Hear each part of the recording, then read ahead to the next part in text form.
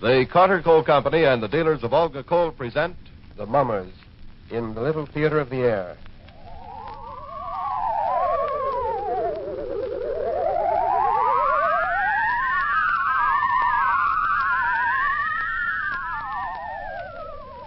Good evening, ladies and gentlemen. Well, by now we're getting a bit used to winter. We're like soldiers in the middle of a campaign, growing hardened to discomfort and better able to take it, and looking with longing toward the day when the war is won and there'll be plenty of everything again, including that good Olga coal. But like good soldiers, we can't afford to let down now that victory is in sight. We must work harder than ever to get every bit of heat from the coal we get, make it go further and use less. We must figuratively tighten the belts on our coal bins and wade into old man winter with a little less fuel and a little more heat from every ton. That can help make Hitler's ghost walk, which brings me to the Hermit, who's ready with a ghost story for you right now.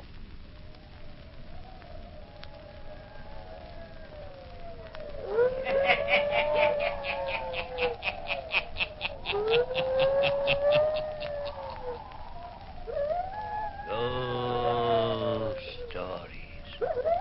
Weird stories. And murders, too.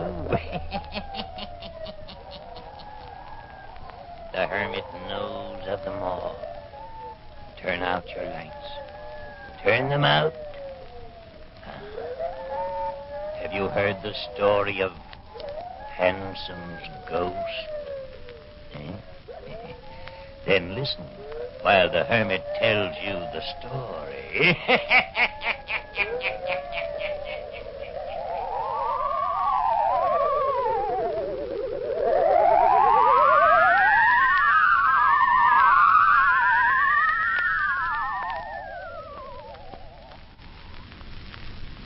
I'm glad that you two people came to me to talk this matter over.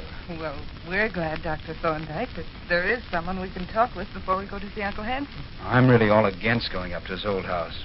Marion feels it's because it was her father's last request before he died that she see him. Well, we decided to make the trip. I understand. We might as well tell Dr. Thorndyke the truth, Douglas. My father also said that Uncle Hanson has a great deal of money. He felt that it should be left to Douglas and me. You are the only rightful heir. Dad said that if Uncle Hanson knew us, got acquainted with us, he might come to his senses and leave some of it to us. You make us sound awfully mercenary, Marion. Well, it should belong to me. Uncle Hanson cheated my father out of part of the estate. Yes, I remember. You see, Mr. Randall, your wife's uncle and I went to medical school together. So Marion told me. Then, when we planned to leave New York and come to see him, I thought it best that we write to you first and find out about Uncle Hanson. I'm glad you did. Marion wrote to her uncle and never heard from him. I'm not surprised. So, here we are in Warhawk. And, Dr. Thorndyke, you said in your letter that Uncle Hanson was very queer, that you wouldn't advise us to stay at his house. True. So, before we go there, Douglas thought you should explain to us. Just what is wrong with him, Dr. Thorndyke? Well, first of all, no one in Warhawk ever goes to see him.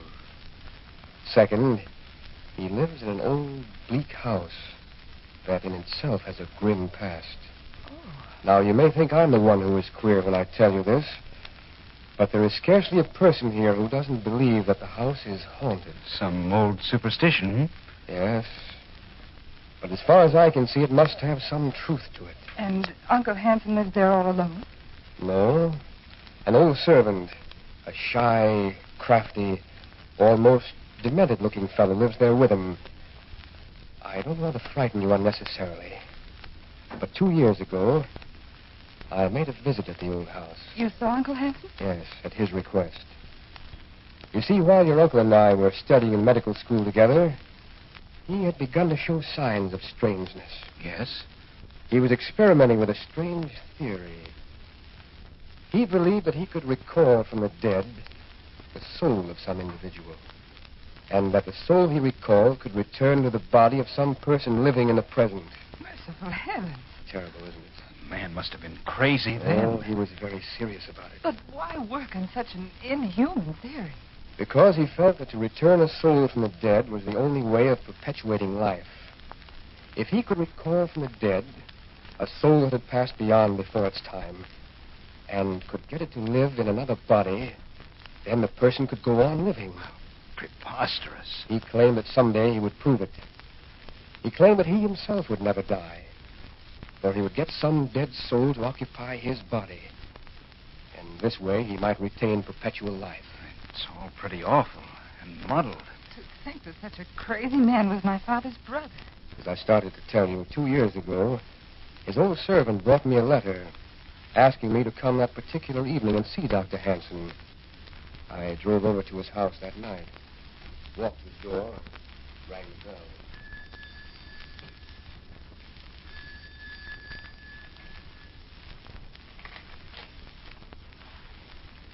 Yes? It's Dr. Thorndyke. Huh, I see. Come in.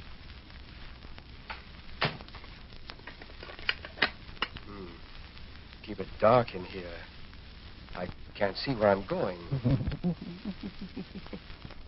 The doctor needs it dark for his work. We don't care for the light.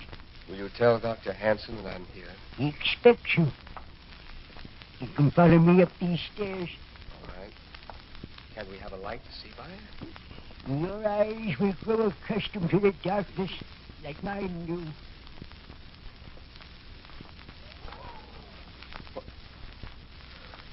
What was that sound? Did you hear it? I only heard it, but I felt as if some icy hand had reached out and touched my face, almost clawed at me.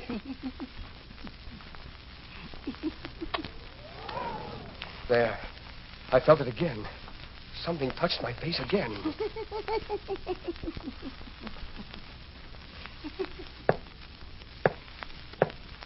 Come in. Hello, Philip. So you came, Thorndyke. Yes. I sent for you to prove my theory to you, Dr. Thorndyke. Yes, Philip. And don't look at me as if you thought I was demented. I'm not crazy. I never thought you were demented. Only obsessed. Dr. Thorndyke was visited by one of the wandering spirits on the way upstairs. Really? Something cold brushed against my face, if that's what you mean. The spirits that roam this house were trying to be kind to you. Trying to get into your body. Trying to give you new life. You're lucky. So, you're still working on that old theory, are you? Working. I have it practically complete. Now listen, Philip, if this is what you called me over tonight for, I can't stay and listen. I have calls to make. You always scoffed at me, didn't you? Never believed I could do it. Why would you want to do it, Philip? I have found a young soul that died too soon. The spirit of a man who was stabbed by his own wife. What do you mean? In this very house. Yes, he lived here. We know. Don't we know, Thread? Yes, we know. A young man who was stabbed by his wife. She went to prison for it. I remember the story. But about the spirit of that man, I'm able to recall.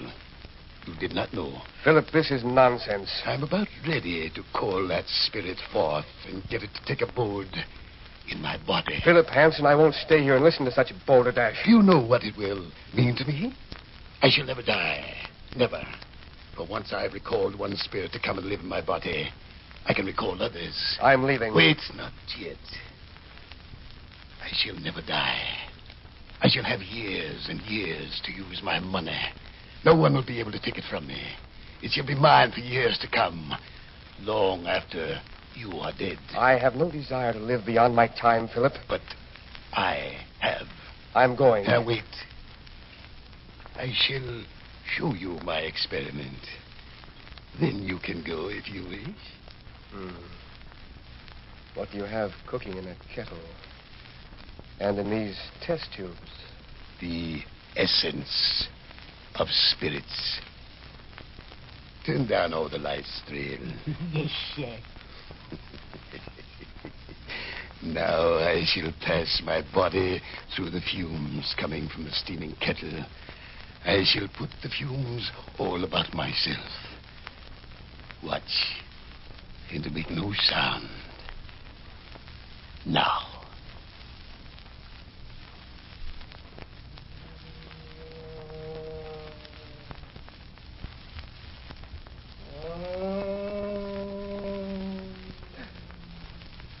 There is something moving there in the darkness. I see it. Quiet.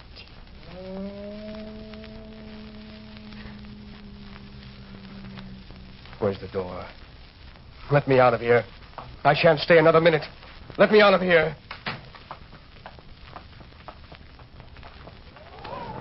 Get away from me, whatever you are. Get away. Where's the door? I've got to get away. Got to get away.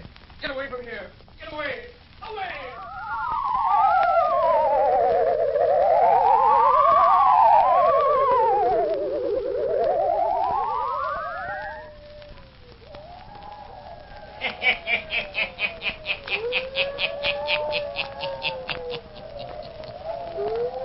Thorndyke flees from the house, frightened by the strange, weird things he has seen.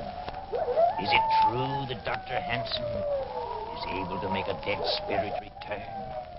Or is it something he and his demented servant has conjured up to frighten people away?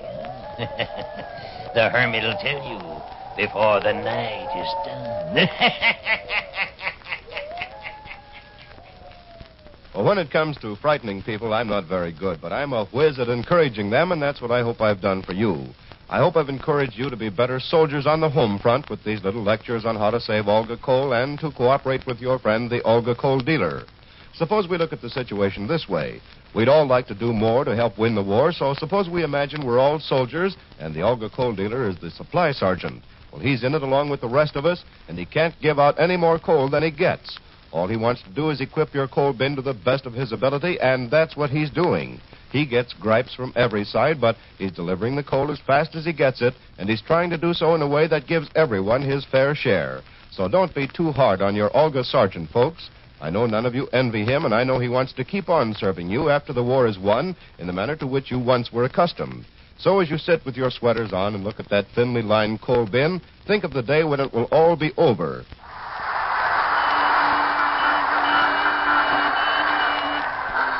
And you can once more take phone in hand and say, I want a whole bin full of that good Olga coal. That's right, the kind spelled O-L-G-A. Well, come on in, Hermit. You haven't even been here, and we've been telling ourselves stories.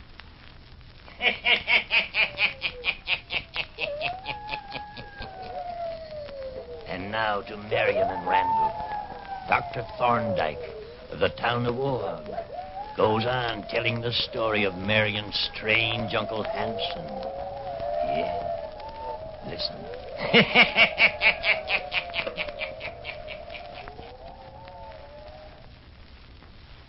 I'm sure I ran out of that house yelling, I've got to get away. Oh, how horrible. Man is positively crazy. That's what I thought. But he did conjure up something. I saw it. It's unbelievable. I know it is. That's why I hated to tell the authorities. But I finally did ask them to go up there and investigate. What did they say? They saw him in the afternoon. They said he was sitting downstairs reading and acted perfectly normal. What do you think? So they reported that he was perfectly harmless. Merely a wealthy, eccentric old man who makes a study of dead spirits. Why didn't you ever write my father of your visit? You can see how impossible it sounds. Yes, of course. The more I thought about it, the more like a bad dream it seemed to be. I began to feel as if I was the crazy one. Dr. Thorndyke, have you seen my uncle since? No, not since. Do you think he would harm us, Doctor? No, I think his mind is weak, but I think he's harmless. If we went to see him in the daytime, there'd be no danger, would there? I don't think so. But I thought you ought to know my story first. Marion, you don't want to go up to the house after hearing Dr. Thorndyke's story. If Dr. Thorndyke thinks he's harmless, then to pay him a visit wouldn't be dangerous. It's up to you, Marion. I think we'll go. Tomorrow. And thank you, Dr. Thorndyke, for telling us your story. Perhaps it's all over now. It may be it was only shadows. Natural shadows and natural sounds that I heard and saw in that old house. Yet it was such a weird experience. I shall never forget it.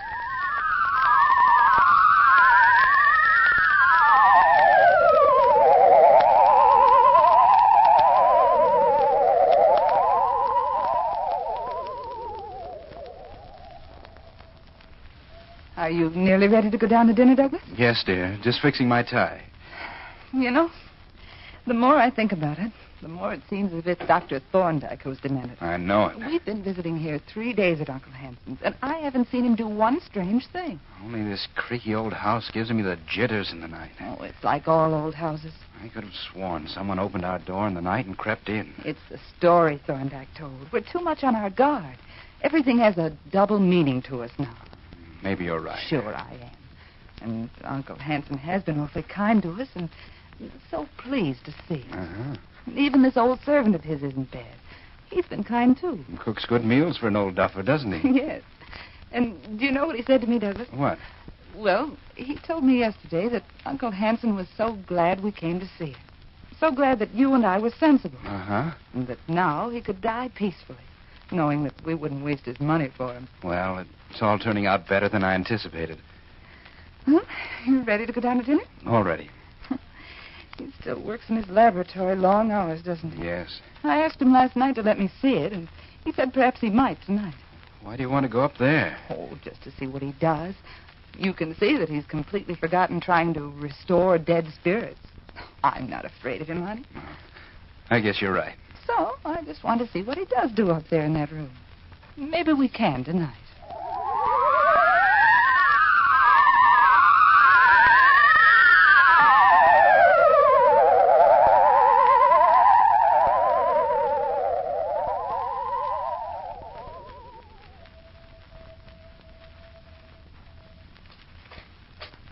Listen.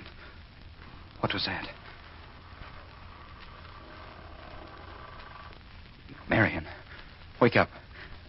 I thought I heard our door creak open. What, Douglas? Sure as anything, I thought I heard our door creak open. I was asleep. I didn't hear anything. If there were only electric lights in this house. Where's that darn candle? There was one on the bedside table. I can't find a thing groping around in this dark. You've got yourself upset from visiting Uncle's laboratory. But he did have the most queer-looking gadgets up there, didn't he? Yes. Now, if I can only find a match.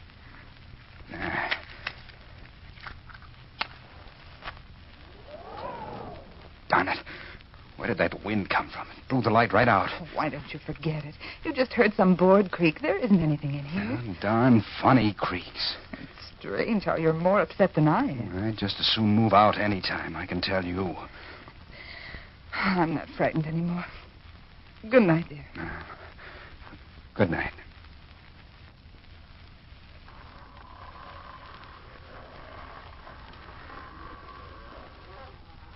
Now, what was that sound? Marion, something cold passed over my throat. Marion. Douglas, what is it? Get away from me. Marion. Douglas, there's something standing right over you. I can see it. Douglas! Oh, help! Don't move. This won't take long. It's Thrail. Thrail, what are you doing? Get away. Get away from here. Leave me alone if you know what's good for you. Get out of our room. I'm going to call my uncle. Get his hands off my throat. Get them off my throat. Help. Uncle Hanson! Uncle Hanson, help! Help! Let go. Let go of me. Hey, stop. We won't need the dead spirit of Mr. Randall. The other one has come back. The other one has come back? Yes, come. All of you to my laboratory.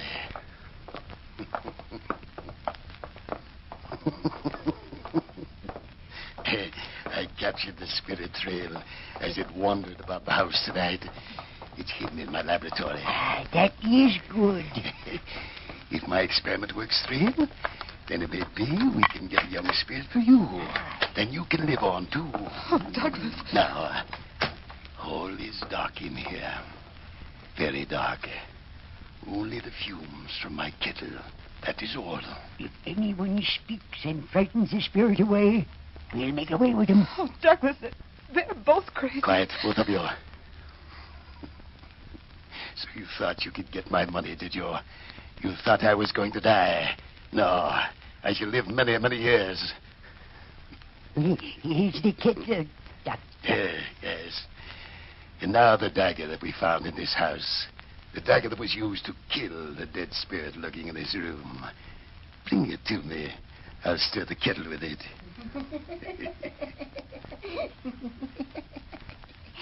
Here it is, Doctor. Yes. Now all very quiet, very dark, very still. And the fumes are rising. See, they cover me. Now, spirit, dead soul, wherever you are, come out. Come out.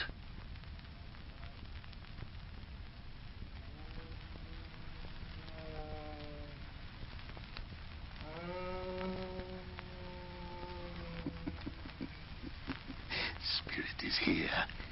Can you hear his voice? It's getting lighter. Can you see? Look. Over there. A shadow is taking form. Look. There is some light. It is approaching me. Look. It is coming near me. Yes, I'm coming closer. Closer. I see him. Look. It's going right up to Uncle Hanson. You wanted to call me back. Well, I am here. And I shall enter your body. Just as you wish. Dr. Hanson, I'm disappearing. Merciful heavens. What's happening? Look. See. Before you stands another man. He's done it. He's no longer Dr. Hanson. The spirit has entered his body. I'm back again. See this dagger in my hand. I'm back again. So you thought my wife killed me long ago, did you? Well, she didn't. I killed myself. Oh, look. I tried to kill her just as I'm going to kill you, Thrail. No. Yes, just as I'm going to kill you now. Have mercy. Dr. Hanson, come back. Take the spirit out of your body. He's going to kill me. Help! Help! You wanted to bring me back, didn't you? Save me. Save me. Help! Mary, Help! don't move. Stand right where we are. I'll see if I can save him. Help! Help me! Rail. Help! Here, this way. Here. Oh. Now, stand back with me, out of the way. Oh, look. Look. I couldn't kill my wife long years ago, and I can't kill you. But I can kill myself again. Yes. What is he doing? You brought me back into your body, Dr. Hanson, only so that I might kill myself again. Now the dagger through my heart.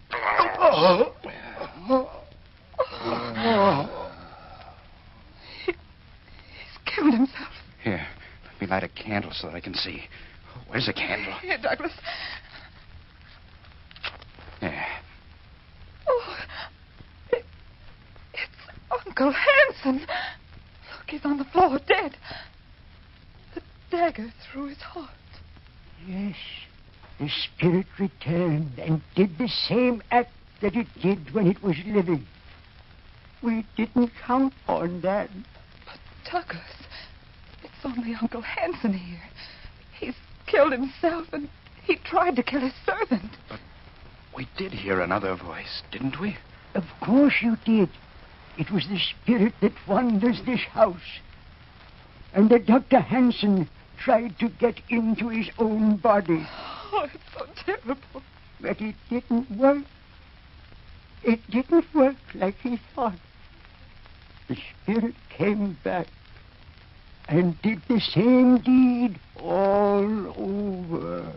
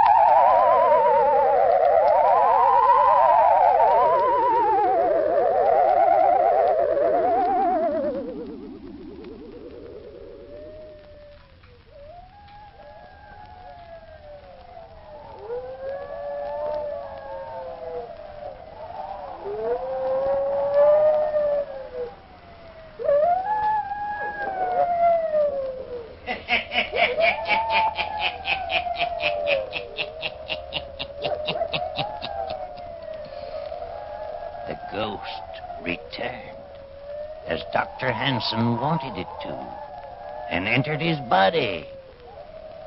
But it killed, just as it had when it was on Earth before. Yes.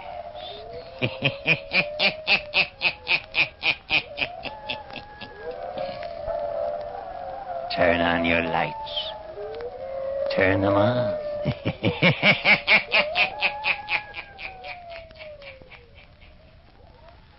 You have just listened to the 406th story by the Hermit, made possible through the courtesy of the Carter Coal Company, producer of Olga Coal, and your friend, the Olga Coal dealer.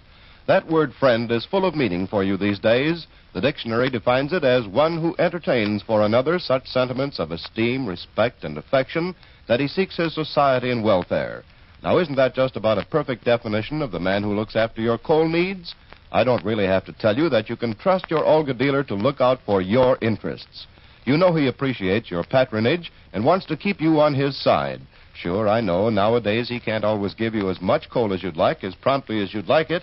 He can't always even give you the kind of coal you'd like or the size you'd prefer. But you can count on him to do his best. In these war days, that's all anyone can do. So don't shop around for coal. That does no good, just causes a lot of confusion.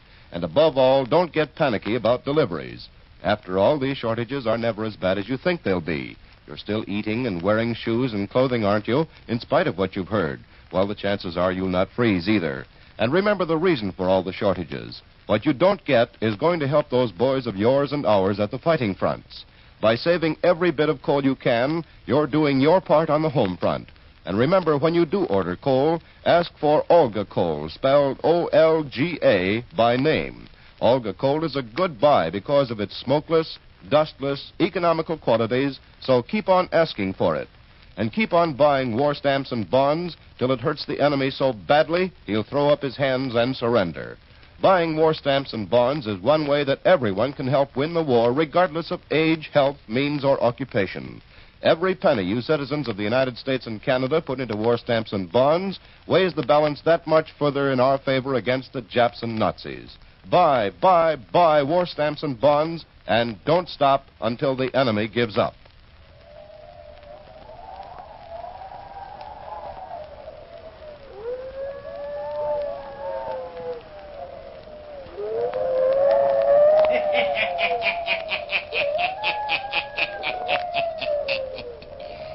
And the Hermit has more stories for you. Listen in again next week for my hounds howling. I'll tell you the story of the devil dog. I'll be back. Pleasant dreams.